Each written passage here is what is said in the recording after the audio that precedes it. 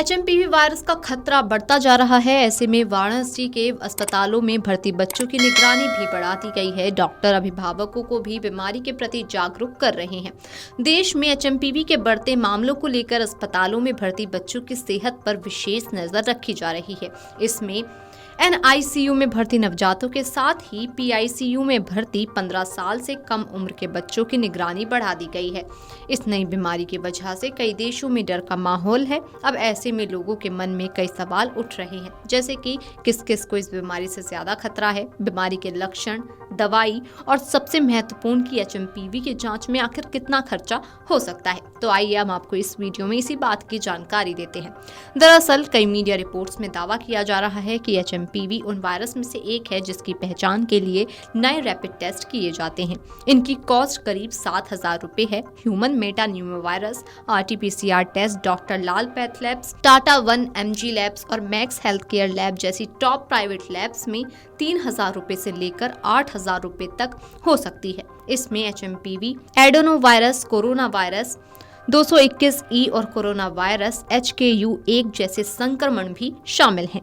कुल कॉस्ट 20,000 रुपए तक भी जा सकती है। कोरोना की तरह एक बार फिर ह्यूमन मेटान्यूमोवायरस यानी कि एचएमपीवी संक्रमित मरीज दुनिया भर में मिलने लगे हैं। भारत में भी इनकी संख्या तेजी से बढ़ रही है। अब तक कोलकाता, बेंगलुरु, चेन्नई, अहमदाबाद, सेलम, नागपुर में संक्रमित व्यक्ति पाए गए। भारत में अब तक कम से कम 8 लोग ह्यूमन मेटान्यूमोवायरस से संक्रमित हो चुके हैं। ये वायरस बच्चों, बुजुर्गों के साथ साथ मध्यम आयु वर्ग के लोगों में भी पाया गया है। यदि आप ह्यूमन मेटान्यूमोवायरस से संक्रमित हैं तो डॉक्टर घर पर आराम करने की सलाह देते हैं। ह्यूमन मेटान्यूमोवायरस के लिए कोई विशिष्ट उपचार नहीं है। यदि कोई प्रभावित होता है तो डॉक्टर घर पर आराम करने और ठीक होने की सलाह देते हैं। हालांकि यदि दुष्प्रभाव गंभीर है तो अस्पताल में भर्ती होने की आवश्यकता भी होती है। जिला अस्पताल में बाल रोग विशेषज्ञ डॉक्टर SC सिंह का कहना है कि तेजी से बदल रहे इस मौसम में ओपीडी में हर दिन 20 से अधिक सर्दी, खांसी, जुकाम वाले बच्चे अधिक आ रहे हैं।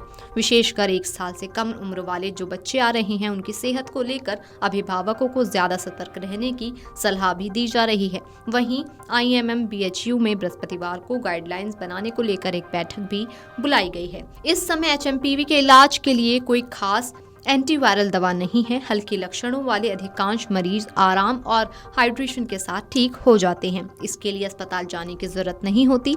यदि स्वास्थ्य में सुधार नहीं हो और लक्षण बिगड़ जाएं, तो अस्पताल में भर्ती होना जरूरी होता है। एचएमपीवी आमतौर पर स्वस्थ इंसान में हल्के लक्षण पैदा करता है। इससे गले में खराश, नाक बंद होना, खांसी और हल्का बुखार होता है। दरअसल कमजोर रोग निरोधी क्षमता वाले लोगों में इसका संक्रमण गंभीर असर पैदा कर सकता है।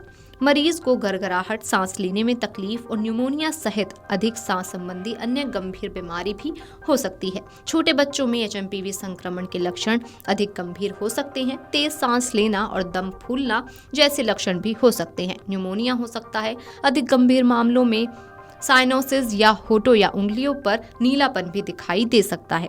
एचएमपीवी एक वायरस है। इसका संक्रमण लगने पर मरीज को सांस संबंधी परेशानियां होती हैं। मुख्य रूप में बुखार, खांसी, गले में खराश और नाक बंद होने जैसे हल्के लक्षण पैदा होते हैं। अधिकांश मरीज पर्याप्त आराम और हाइड्रेशन के साथ ठीक हो जाते हैं। एचएमपीवी बच्चों, वृद्ध और कमजोर प्रतिरक्षा प्रणाली वाले लोगों में गंभीर जटिलताओं का कारण बन सकता है। Video desk amarujala.com। Amar Ujala Jeevanjali के सारथी की मदद लें और महाकुंभ में स्नान जरूर करें।